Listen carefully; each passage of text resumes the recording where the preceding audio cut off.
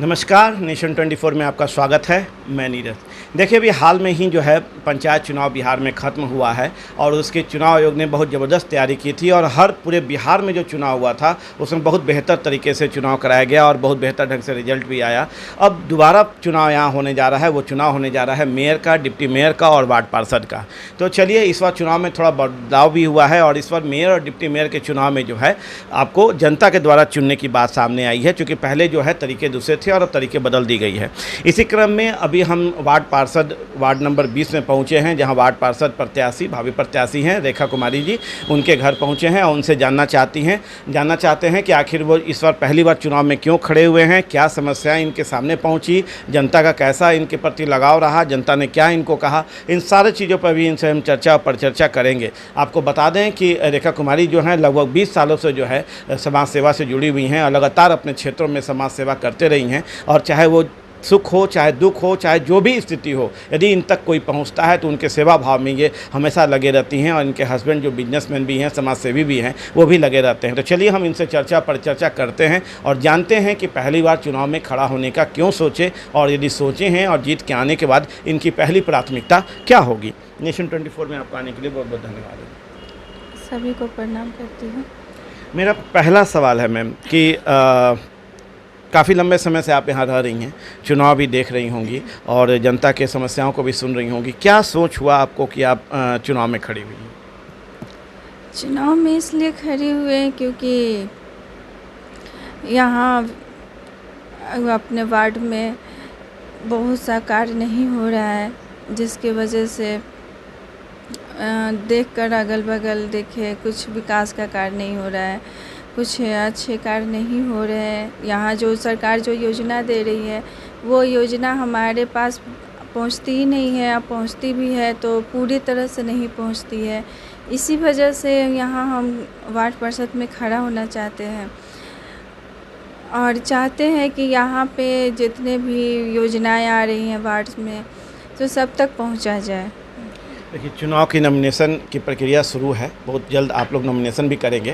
तो क्या जनता के बीच जब आप दौरा कर रही हैं तो उनसे समस्याएं सुनने को मिल रही है आपको? हाँ, बहुत सारी समस्याएं सुनने को मिल रही हैं। जब जनता के पास जा रहे हैं तो जनता हमसे बोल रही है कि बहुत सारे समस्याएं हैं, जैसे जो सरकार योजना दे रही है उनके पास पूरी तरह से नहीं पहुंच रही है, ना राशन पहुंच रहा है, ना विकास का कार्य हो पा रहा है, ना कार्ड वृद्धा कार्ड हो गया, आधार कार्ड हो गया, ये सब बनाने में भी उनको बहुत दिक्कतें। जनरल योजना को लेके भी लोग बोलते होंगे। हाँ, इसके लिए भी लोग बोलते हैं कि ये सब पानी नहीं पहुंच रहा है, शौचालय का व्यवस्था नहीं है, रोड का व्यवस्था नहीं है, नाले का व्यवस्था ठीक नहीं है। मैंने जितना भी यहाँ का मूल्य कार्य है ये सब अच्छे नहीं है। इसी वजह से सोच रहे हैं कि इस बार वार्ड पार्षद में हम खड़े हुए और यहाँ अपने वार्ड को अच्छा सा बनाना चाहते हैं। ये आप चुनाव में खड़े होने का विचार ये आपका खुद का हुआ या जनता जो समस्या आप तक लेके आ रही थी, क्योंकि समाज सेवी हैं आप, हर कोई इस क्षेत्र के लोग जो है आप तक पहुंचते होंगे अपनी समस्या को लेके, तो जब वो समस्या लेके आ रही हैं तो उनके द्वारा कहा गया कि आप चुनाव में खड़ा हुई, हम लोग आपके साथ हैं? हाँ, जनता के द्वारा हम खड़ा हुए हैं। जनता अपनी समस्या हमको आके बताती है कि ये समस्या है, आप खड़े होइए, क्योंकि हमको उम्मीद है कि आप खड़े होइएगा तो मेरे समस्या कम होंगे। और अपना समस्या बताती हैं, जिनका जो विधवा का उससे बनता है, विधवा पेंशन मिलता है।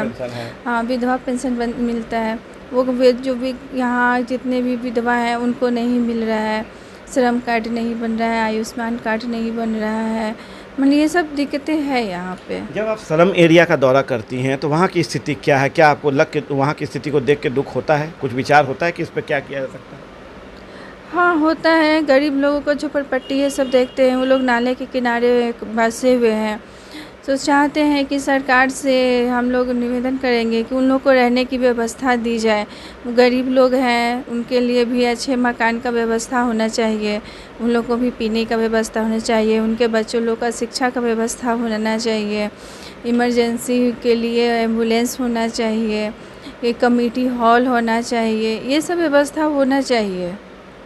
चलिए, तो हम आपको बता दें कि इनका लगातार दौरा जारी रहता है और हर क्षेत्र अपने क्षेत्र में जो है ये जाते हैं, उनकी बातों को सुनते हैं, उनकी समस्याओं को सुनते हैं और उसे नोट भी करते हैं कि यदि हम जीत के आते हैं तो जीत के आने के बाद वो सब मेरी प्राथमिकता में होगी और उसे दूर करने का हम काम करेंगे। स्लम एरिया का भी दौरा कर रहे हैं, जहाँ झुग्गी झोपड़ी देख के, वहाँ के रहने की स्थिति को देख के इनको दुख होता है क्या कि सरकार की इतनी अच्छी अच्छी योजनाएँ हैं, जो योजनाओं को यदि धरातल पर उतारा जाए, योजनाओं को उनके घर तक पहुँचाया जाए तो शायद विकास की अलग गाथा दिखने को मिलेगी, विकास की अलग बयार जो है देखने को मिलेगी। पर उन सारी योजनाओं को जो सरकार की जो है वो कहाँ चला जाता है, या जो वर्तमान वार्ड पार्षद होते हैं आखिर उसको कहाँ पहुँचा देते हैं या उस पर कार्य नहीं करना चाहते हैं, ये अजब सी विडंबना है जिस पे सरकार को भी गौर करना चाहिए और जनता को भी गौर करना चाहिए कि आखिर ऐसे प्रत्याशी को जीत के हम सामने लाएं जो विकास के लिए हमेशा आगे रहे, समस्याओं को सुनने के लिए आगे रहे, जनता के साथ खड़ा हो और जनता के विश्वास पे खड़ा हो। मेरा अगला सवाल आपसे होगा कि सरकार की बहुत सारी योजनाएं हैं जो यदि उस ज़मीन पे उतारा जाए तो मुझे लगता है कि उससे बेहतर विकास नज़र नहीं आएगा। आप जीत के बाद क्या ये दावा करती हैं हमारे चैनल के माध्यम से कि उन सारी योजनाओं को हम हर घर तक पहुंचाने का काम करेंगे? हाँ, अगर हम जीत जाते हैं तो सरकार के जितने योजना हैं, हम तो चाहते हैं कि यहाँ के जितने भी सदस्य हैं हमारे वार्ड काउंसिल के, वो सब मेरे अपने हैं। तो चाहेंगे कि सारी योजना उन लोग को लाभ पहुँचे, क्योंकि उन लोग को ये सारी योजनाएं से वंचित रहना ये ठीक नहीं है। सरकार योजना बना रही है तो लोगों के लिए ही बना रही है, गरीब लोगों के लिए बना रही है, तो उन लोगों को लाभ पहुंचना चाहिए। अगर हम जीत जाते हैं तो हम तो इतना ज़रूर चाहते हैं कि यहाँ का जो वार्ड है, मेरा जो वार्ड है, वो सबसे अच्छा हो, स्वस्थ हो, स्वच्छ हो और सुंदर हो और विकसित भी हो। सभी तरह से यहाँ हम चाहते हैं कि यहाँ बहुत अच्छे से हो जाए। मतलब इस वार्ड के लोग ये कह सकें कि आई लव वार्ड नंबर 20। हाँ, ये है कि अलग से हम पहचान बनाना चाहते हैं कि अगर कोई कहे तो कि हाँ देखो वार्ड 20 कितना अच्छा है, इस तरह का बनाना चाहिए। इनका सपना काफ़ी अच्छा है, ये सोच रखती हैं कि स्वच्छ स्वस्थ वार्ड हो, वार्ड 20, और जिससे कि लोग कह सके कि हम वार्ड 20 में रहते हैं, जो पटना का सबसे बेहतर वार्ड के रूप में देखा और जाना जाता है। मेरा अगला सवाल है मैम कि आप महिला हैं और महिला प्रधान देश भी है और महिलाओं की समस्या भी बहुत ज़्यादा है, तो जीत के आने के बाद पहली प्राथमिकता में महिलाओं को आप कैसे उन सारी समस्याओं से दूर कर पाएंगे जो उनकी मूलभूत समस्या है? महिलाएं के लिए तो सबसे ज़्यादा ज़रूरी होता है उनको अपने पैरों पे खड़ा होना। जो हमारे वार्ड में क्या, हमारे देश में भी बहुत सारे महिलाएं हैं जो अपने पैर पर खड़े नहीं हो पाते हैं। इसका कारण है शिक्षित होना, उनको सही मतलब कि वो क्या कर पाती हैं, उनको क्षमता को पहचानना। तो हम यही करना चाहते हैं कि अगर कुछ ऐसा अगर सरकार का योजना आता है तो हम उस योजना के आधार पर हम यहाँ की सारी महिला को शिक्षित करना चाहेंगे और ये चाहेंगे कि वो अपने पैरों पे खड़े हो ताकि वो आत्मनिर्भर बने। अब ऐसी युवतियाँ जो अभी टीनेजर हैं, शिक्षित हो चुकी हैं, उनके पास कोई रोज़गार नहीं है, उनके लिए भी कुछ सोच रखती हैं? हाँ, ऐसे हैं जैसे कि उनके पास है कि जॉब नहीं है, नौकरी नहीं है, तो वो जिस लेवल की है या जिस कार्य करने के लिए है वो कार्य करे। अगर कोई बिजनेस करना चाहता है तो उनको बिजनेस के लिए भी हेल्प किया जाए कि वो कुछ अपना बिजनेस कर सके। चलिए, मतलब कि इनके एजेंडा में महिलाओं को लेकर भी विशेष फोकस है, जिसमें कि ये है कि जो महिलाएं रोजगार करना चाहती हैं, जो महिलाएं अपना उद्योग लगाना चाहती हैं, कुटीर उद्योग के लिए भी सरकार की बहुत सारी योजनाएं हैं जिसको अमली जामा पहनाया जा सकता है इनके माध्यम से। तो उन सारे चीज़ों पे इनका फोकस है, इनके एजेंडे में शामिल है कि उन सारे चीज़ों को लेकर ये कार्य करेंगी और जो युवतियाँ, जो महिलाएँ उस चीज़ों में बढ़ना चाहेंगी उनको ये सहयोग करने का काम करेंगी और उनको बेहतर विकास में इनको हर पुर संपूर्ण देने का काम करेंगी। मेरा अंतिम सवाल आपसे है मैम, जीत के बाद पहली प्राथमिकता क्या होगी आपकी? जीत के बाद तो पहली प्राथमिकता ये होगी कि हम अपने वार्ड में जितने सदस्य हैं वो सबको हम अपना धन्यवाद बोलेंगे, क्योंकि उन्हीं के वजह से हमको जीत मिलेगी। और दूसरी बात है कि अगर वो हमको चुन के रखे हैं तो हम सबसे पहले तो उन्हीं के विकास के बारे में सोचेंगे, उनके जो रहने के लिए, खाने के लिए जितने जो सरकार की तरफ से खाद्य आता है वो उन तक पहुँचे, जितने आयोजन आते हैं वो उन तक पहुँचे, उनके बच्चों को सही शिक्षा मिले, उनको बच्चों को सही विकास मिले, महिलाएं हैं जो यहाँ सुरक्षित रहे, शिक्षित रहे। ये सब है जो चाहते हैं कि हम जीत जाएंगे तो वो यहाँ अपना वार्ड में हम करना चाहेंगे। चलिए, गरीब महिलाओं के लिए कि जो जिनकी बच्चियों को शादी के लिए जगह नहीं मिल पाता है, तो क्या उन लोगों के लिए विवाह स्थल, सामुदायिक भवन, इस टाइप का भी कुछ सोच रखते हैं? हाँ, एक तो सोच है कि क्या सामाजिक भवन तो होना चाहिए, क्योंकि बहुत प्रॉब्लम होता है।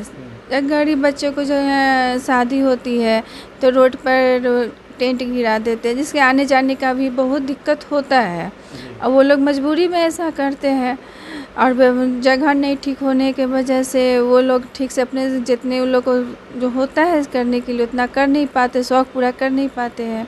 तो एक कम्युनिटी हॉल बनाना चाहते हैं, एक समुदाय भवन बनाना चाहते हैं, जिसमें वो अपना शादी हुआ या कि बर्थडे हुआ या किसी भी का जो लोग का कार्य हो, अपना आराम से निःशुल्क, ये नहीं कि पैसा लेकर कर निःशुल्क कार्य उन लोग को सुविधा मिलना चाहिए। चलिए, देखिए जब हम बिहार पंचायत चुनाव का कवर कर रहे थे तो बहुत सारे कमीशन खोर जो है, दलाल जिसे कहते हैं, अब उसका उच्च नाम हो गया है कमीशन खोर के तौर पे, तो उन लोग से हमारा भी सामना होता था पंचायत में। जो गरीब, जो अनपढ़ गरीब महिला हैं या बुजुर्ग हैं, जिनको पता नहीं है कि कैसे सरकार का योजना का लाभ लेना है, नहीं लेना है, तो वो लोग उससे पैसा लेके जो है उस उलट पुलट करते रहते थे।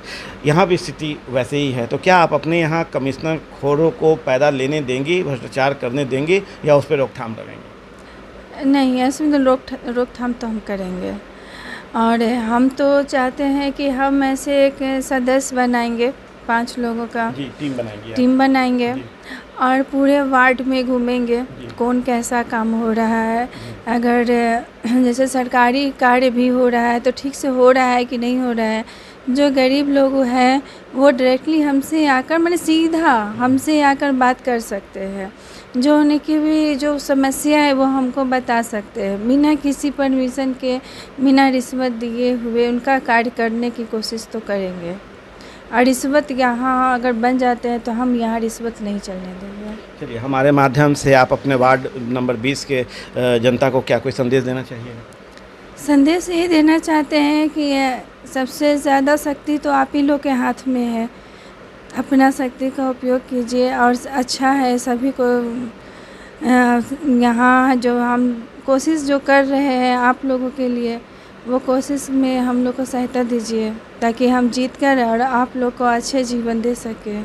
चलिए, तो अभी आप सुन रहे थे रेखा कुमारी जी को, जो वार्ड नंबर 20 से भावी वार्ड पार्षद प्रत्याशी के तौर पे जो है जनता के बीच जा रही हैं, उनसे बातें सुन रही हैं, पहली बार चुनाव लड़ रही हैं और जनता के बीच पहली बार पहुंची हैं, उनकी समस्याओं को सुन रही हैं, उनके दुख में शामिल हो रही हैं और जो समस्या लेकर आने से किसी भी तरह से निदान करने की कोशिश कर रही हैं और आश्वस्त भी कर रही हैं कि यदि ये जीत के आती हैं तो वो सारी समस्याओं को दूर करने का काम करेंगी और वो सारी सरकारी योजनाएँ जो अभी तक मूल रूप से इस पूरे वार्ड में नहीं पहुँचा है या पहुँचा भी है तो अधूरा पहुँचा है, उसे पूर्ण करने का काम करेंगे। देखिए, ये अपने मुंह से स्पष्ट तौर से कह रही हैं कि जो सरकारी योजनाएं हैं उसके लिए खुद सब जगह जाएंगी, खुद सब जगह जाके मिलेंगी, देखेंगी, समझेंगी और जहां समस्या हो रही है उसे दूर करने का काम करेंगी, जहां पे रिश्वतखोरी हो रही है उसे भी बंद करने का काम करेंगी और इस वार्ड में इतना विकास करना चाहती हैं कि यहाँ के लोग कह सकें, आई लव वार्ड 20। आप देख रहे हैं नेशन 24। नमस्कार।